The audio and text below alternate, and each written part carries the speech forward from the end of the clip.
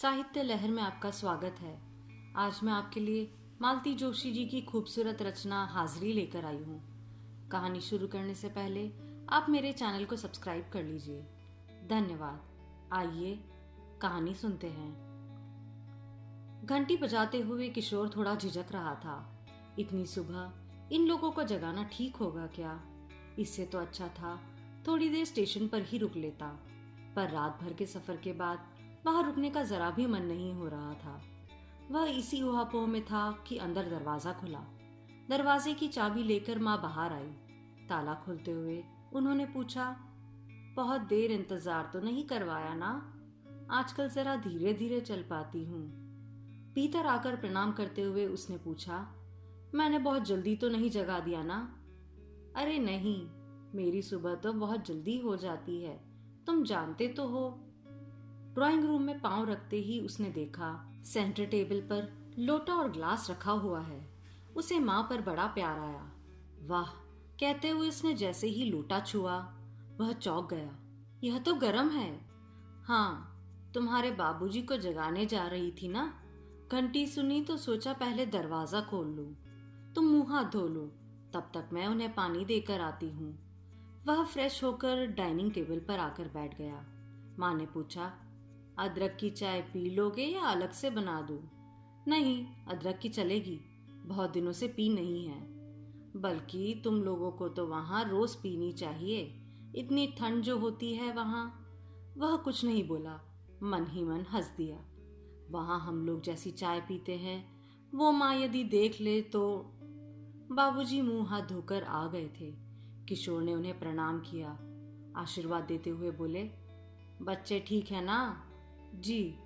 दोबारा आएंगे? जी, हम लोग यहीं से जाएंगे। बच्चों के मामा उन्हें छोड़ जाएंगे। ठीक है, उन्होंने संतोष व्यक्त किया। फिर माँ से बोले, उसे ये काढ़ा क्यों पिला रही हो? मैंने पहले ही पूछ लिया था, माँ ने उत्तर दिया। फिर वे कुछ नहीं बोले। सुबह सुबह इतना बोलना उनके लिए काफी से ज्यादा था। चाय पीकर वे उठे। निकल रहा हूँ, उन्होंने कहा और जूते पहनकर बाहर निकल गए। बाबूजी का मॉर्निंग वॉक बदस्तूर जारी है, एक दिन नागा नहीं होता। अच्छा बेटा, मैं फटाफट नहा लूं, बाबूजी आए तो दरवाजा खोल देना। आज तो इत्मीनान से नहाऊंगी, रोज दरवाजा खोलने का खटका रहता है।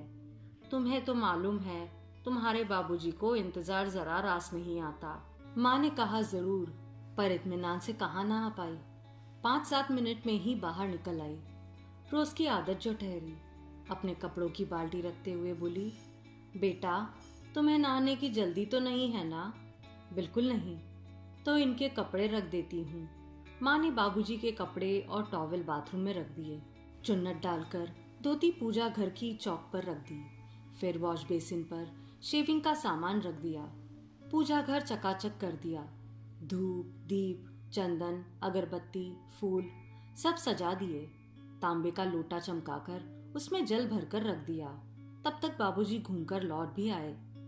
चाय बना रही हूँ, लोगे? माँ ने पूछा। इस समय तो बाबूजी खाली दूध वाली चाय पीते हैं ना? रहने दो, मैं नहीं पी सकूंगा। नाश्ते के बाद सादी चाय बनाऊंगी, तब ले लेना, माँ ने कहा। चाय पीकर बाबूजी ने शेव किया, फिर नहाने चले गए। माँ ने गैस पर कढ़ाई रखते हुए कहा, चलो आज तुम्हारे बहाने ठाकुर जी को हलवे का भोग लग जाएगा। रोज किस चीज का लगाती हो? जो मिल जाए, फल, मिठाई, मेवा या फिर कोरा दूध शक्कर। ठाकुर जी कौन सा खाते हैं? खाना तो हमें ही होता है। जो खा सके, हजम कर सके, उसी का भोग लगाते हैं। सूखे मेवे अब चबाए नहीं जाते हैं तो मैं पीस कर रख लेती हूँ, थोड़ी शक्कर मिला लेती हूँ, उसी बहाने सूखे मेवे पेट में जाते हैं। नाश्ते में हलवे के साथ चावल के चीले भी थे। उसके बाद चाय भी। बाबूजी को चाय के साथ गोलियां भी दी गई, जो उन्होंने चाय के साथ गटक ली। चाय पीकर बाबूजी उठ खड़े हुए। माँ ने तत्परता से उनके हाथ में झोला और एक लिस्ट थमा दी। बाजार चलोगे? बाबूजी ने पूछा। जी, अभी नहाया नहीं हूँ, उसने विनम्रता से कहा। रात भर का जागा हुआ है, थोड़ा आराम कर लेने दो। माँ ने उसकी वकालत कर दी। बाबूजी चले गए। वह कमरे में जाकर सोने की कोशिश करने लगा। झपकी आने को ही थी कि विमला झाड़ू पोछा करने आ गई। उसने आंखें बंद कर रखी थी, पर कान तो बंद नहीं कर पाया। बाहर आंगन में बसंती बर्तन रगड़ रही थी और ऊंची आवाज में माँ से बतिया रही थी। ऐसे में सोना असंभव था। वह उठा और नहाने चला गया। कम से कम कपड़े समय से धुलने चले जाएंगे। नहा धोकर वह माँ के पास आकर बैठ गया। वे टेबल पर सब्जी का ढेर लिए बैठी थी। क्या खाओगे? बोलो, कुछ भी बना लो। तुम्हारे हाथ की तो हर चीज अच्छी लगती है। कुछ भी तो रोज ही बनता है, एकदम साधा, फीका, बिना मसाले वाला। आज तुम्हारे बहाने थोड़ा स्वाद बदल जाएगा। बड़े विचार के बाद मेन्यू तय हुआ। लौकी के कोफ्ते, मेथी आलू, मटर पुलाव, मूली टमाटर का सलाद। बाबूजी के आने तक पूरा खाना बन चुका था। बस पुलाव बाकी थे। परात में आटा गूंथ रखा था। लोइयां तक तैयार थी। बाबूजी के आते ही माँ ने लपक कर उनके हाथ से झोला ले लिया। संभल कर निकालना सामान, उन्होंने हिदायत दी। रबड़ी का कुल्हड़ है, पलट जाएगा। बाबूजी तुम्हारे लिए रबड़ी लेकर आए हैं, पूरी सेक दूं? नहीं माँ, इतना भारी खाने की अब आदत नहीं रही, फुलके ही चलने दो। बाबूजी के साथ वह बैठ तो गया, पर धीरे धीरे खाता रहा। बाबूजी उठ गए। उनको सौंफ सुपारी लौंग इलायची देकर माँ जब कमरे में लौटी तो उसने कहा, अब तुम भी आ जाओ, तुम्हारे लिए रुका हूं। माँ जब अपनी थाली लेकर बैठ गई तो उसने कहा, घर में 2 ही तो लोग हो, साथ में क्यों नहीं खाते? अरे खाते हुए 20 बार उठना पड़ता है मुझे, कभी पानी के लिए, कभी अचार के लिए। टेबल पर खाना लाकर रखती हूँ तो पंखे के नीचे ठंडा हो जाता है, फिर दोबारा गर्म करना पड़ता है, इसलिए आराम से सब काम निपटाकर खाती हूँ। माँ ने अपनी ओर से तर्क देते हुए कहा, पर किशोर जानता है कि बाबूजी को साथ खाना पसंद नहीं है।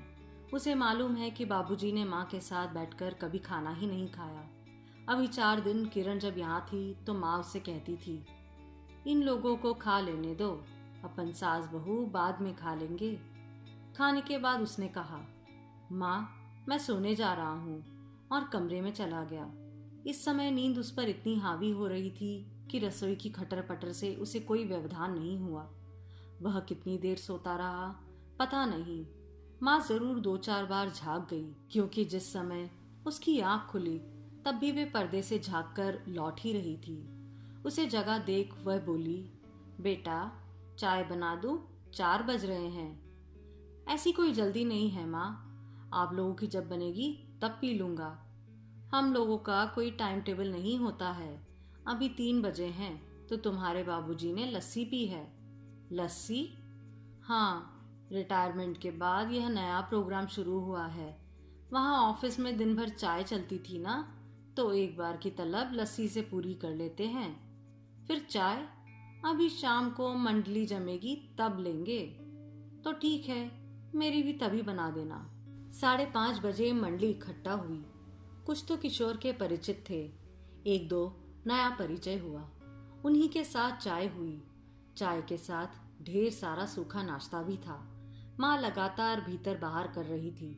1-2 बार वह उठकर गया और कुछ सामान ले आया। जब सब लोग चले गए तो माँ ट्रे में प्लेट जमाने लगी। किशोर ने हाथ पकड़कर उन्हें रोक लिया और अपने पास सोफे पर बिठा लिया। थोड़ी देर आराम करो माँ, सुबह से रोबोट की तरह दौड़ी दौड़ी काम कर रही हो, थकती नहीं हो क्या? माँ हंस पड़ी। बेटा, अपने पति और बच्चों के लिए काम करते हुए औरत कभी नहीं थकती। औरत नहीं थकती, पर उसका शरीर जरूर थक जाता है, क्योंकि वह हार्ड मांस का होता है। उठने बैठने में जो तुम्हें कष्ट हो रहा है वह मैं साफ देख रहा हूँ। हाँ रे, आजकल जोड़ों में दर्द रहने लगा है। डॉक्टर को दिखाया? हाँ, दवा भी ले रही हूँ, तभी तो सुबह नाश्ता करने लगी हूँ। दवाई जो लेनी होती है, नहीं तो इतनी सुबह खाते हुए तुमने मुझे कभी देखा है? तुम्हें आराम की सख्त जरूरत है माँ, नहीं तो बीमार पड़ जाओगी। चलो दोनों जने मेरे साथ चलकर वहां रहो।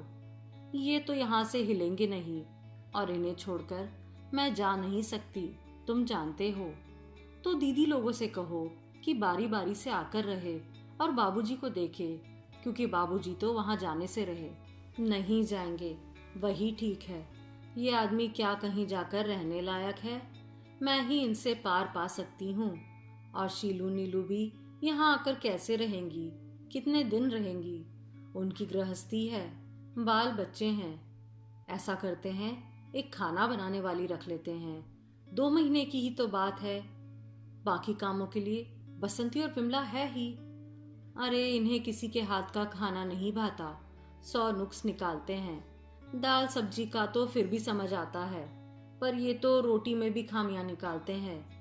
कच्ची है, जली हुई है, किनारे मोटे हैं। दुनिया भर की बातें, खाने को जैसे तैसे हो भी जाएगा, पर दिन में 10 बार 10 तरह की चाय बनती है, वह कौन बनाएगा?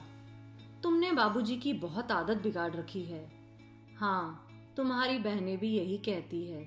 मैंने आदत बिगाड़ी है तो मैं ही झेल रही हूँ, किसी से कहने को नहीं जाती।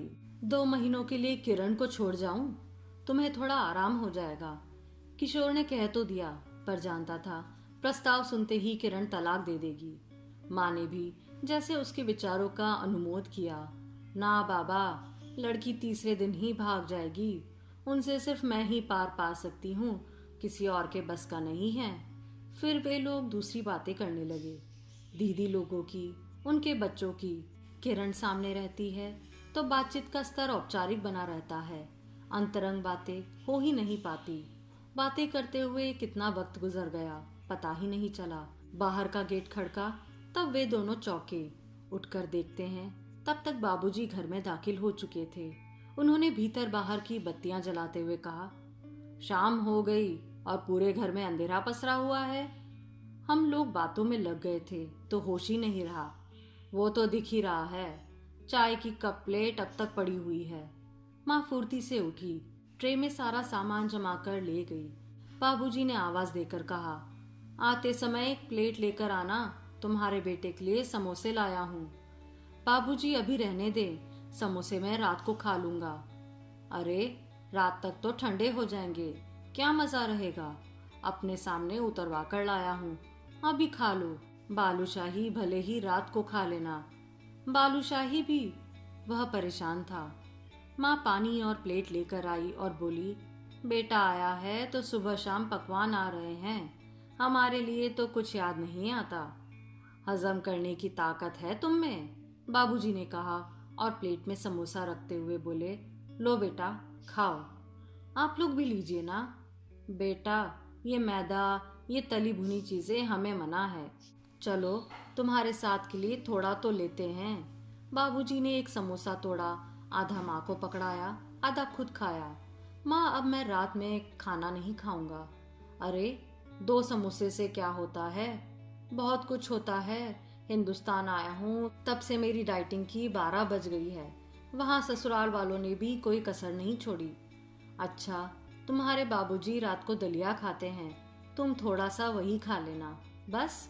बालूशाही सुबह नाश्ते में खाऊंगा, कल उसी का भोग लगा देना। रात के खाने में उसने सिर्फ दलिया ही खाया और कमरे में जाकर लेट गया। रसोई समेटकर माँ उसके पास आकर बैठ गई। वह बच्चों की तरह उनकी गोद में सर रखकर लेट गया। वे प्यार से उसके सिर पर हाथ फेरती रही। किरण और बच्चे सामने होते तो यह सब करते बड़ा संकोच होता है, इसीलिए वह बोला था, अब 8 दिन तुम अपने माँ बाप के पास रहो, 8 दिन मैं अपने माँ बाप के पास रहता हूँ। माँ के हाथ को अपने हाथ में लेकर वह बोला, मेरा बहुत मन करता है तुम्हें साथ ले जाने को, पर बाबूजी साथ आएंगे नहीं और तुम उन्हें छोड़कर कहीं जाओगी नहीं। क्या तुम्हारा मन नहीं करता पोते पोतियों को प्यार करने का, बहू का सुख भोगने का? क्या नहीं करता बेटा, पर सारे सुख भाग्य में कहाँ होते हैं। इस बार तो बच्चों से ठीक से प्यार भी नहीं कर पाई।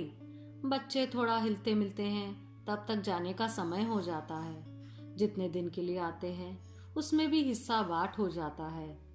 ठीक भी है, हमारी तरह बहू के माँ बाप का भी तो मन करता होगा नवासों को प्यार करने का, बेटी दामाद को खिलाने पिलाने का।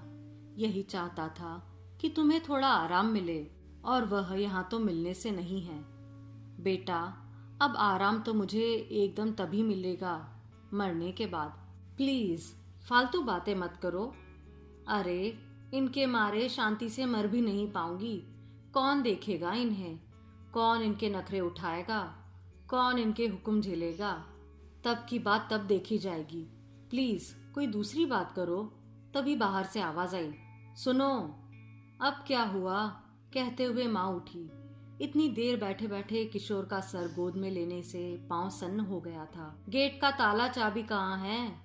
आ रही हूँ, माँ ने कहा। सुबह तुम्हारे लिए गेट खोला था ना, तब बातों बातों में जाने कहाँ रख दी, देखती हूँ। और जितना बन सका उतनी तेजी से कमरे से बाहर चली गई। उसे अनायास ही एक प्रसंग याद आ गया। छोटा था तब घर में कोई मंगल उत्सव था। बहुत सी औरतें जमा थी। तब माँ ने शर्माते हुए एक कविता पढ़ी थी। छड़ी पे छड़ी गुलाब की छड़ी, हसमुख लालजी की हाजिरी में कौशल्या खड़ी। ये कौशल्या तब से उनकी हाजिरी में खड़ी है। कई बार उसके मन में विचार आता है कि दादा दादी ने क्या सोचकर पिता का नाम हसमुख लाल रखा होगा। माँ कहती है, उनकी मंडली में जाके देखो तब पता चलेगा। 2400 घंटे दोस्तों से घिरे रहते हैं, तो क्या यूं ही? अरे तो थोड़ी हंसी इधर भी तो पास ऑन करो। गेट बंद होने की आवाज आ गई, मतलब ताला चाबी मिल गए थे। वही आसपास होगा। पर बाबूजी खुद ढूंढते तो उनकी इज्जत पर आँच ना आ जाती। चीजें अपनी जगह पर क्यों नहीं है? सिर्फ यह जताने के लिए ही उन्होंने माँ को तलब किया होगा। कभी कभी बाबूजी से कहने को मन होता है, जैसे आप बूढ़े हो रहे हैं, माँ की भी उम्र हो रही है, उनसे आप पहले वाली फुर्ती की अपेक्षा कैसे कर सकते हैं? पर यह सब कहने का साहस वह कभी जुटा नहीं पाएगा, इसमें संदेह है। बस एक बात तय है कि बाबूजी के रहते माँ को आराम नहीं मिल सकता। अपने इस विचार से वह खुद ही चौंक गया। माँ को इसकी भनक भी मिली तो वह जिंदगी भर उसका मुंह नहीं देखेगी, और बाबूजी को ना रहने पर उस आराम का वे करेगी भी क्या? उनकी अपनी तो कोई जिंदगी ही नहीं है। उनका तो एक एक क्षण बाबूजी को समर्पित है। इस शून्य को वे कैसे भरेगी? इस खालीपन से तो वे पागल हो जाएंगी। लोग इस उम्र में पूजा पाठ करते हैं, पर माँ के सारे पूजा पाठ, व्रत, उपवास बाबूजी के लिए ही है। उनके बाद तो वे अप्रासंगिक हो जाएंगी। और अगर इसके विपरीत हुआ तो, मतलब जैसे कि माँ चाहती है वह पहली चली गई, तो बाबूजी तो एकदम असहाय और पंगु ही हो जाएंगे। ऐसे हताश और निरीह बाबूजी को तो वह कल्पना भी नहीं कर सकता है। हे प्रभु, मेरे बाबूजी चट्टान की तरह ऐसे ही कठोर और अडिग बने रहे। उनका रौब दाब इसी तरह अक्षुण्ण रहे, और उनके इर्द गिर्द माँ ऐसी ही चकरघन्नी की तरह घूमती रहे, हमेशा हमेशा के लिए। आप सुन रहे थे मालती जोशी जी की कहानी हाजिरी। अगर आपको पसंद आए तो आप मेरे चैनल को लाइक, शेयर और सब्सक्राइब ज़रूर कीजिए, और कमेंट बॉक्स में अपने सजेशन शेयर कीजिए। धन्यवाद।